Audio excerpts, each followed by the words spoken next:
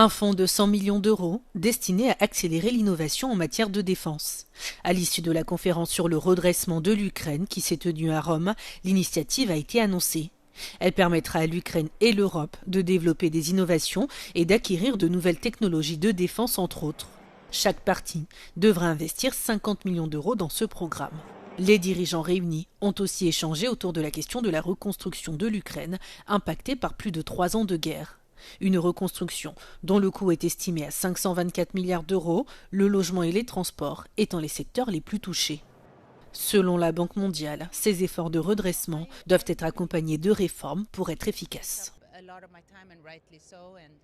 So we coordinate very closely as the international community to make sure that anything we do on assisting Ukraine or thinking through the reforms is actually aligned with their EU accession agenda.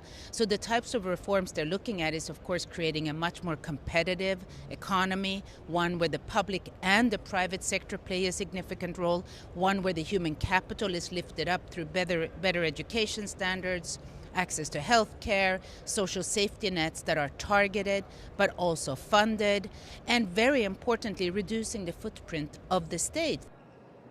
Alors que les attaques russes s'intensifient, l'Ukraine est confrontée à des défis sans précédent, maintenir l'engagement financier et la mobilisation mondiale.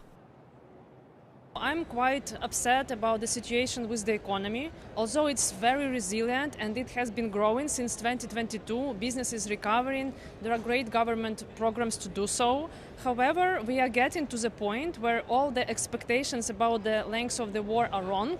So it was expected in all the projections on the macro situation that it's going to be ending in the mid-2025. And so it means that for the end of this year and for the next year, there is not enough external financing, not enough commitments on weapon, and there is, according to me, not enough attention to this at the URC. The level of participation at this edition of the URC that has taken place in Rome has been significant. The presence of so many companies and businesses has been one of the main highlights, showing the importance of fostering engagement between the private and public sectors and of keeping Ukraine's reconstruction high on the global agenda. Giorgio Orlandi for Euronews in Rome.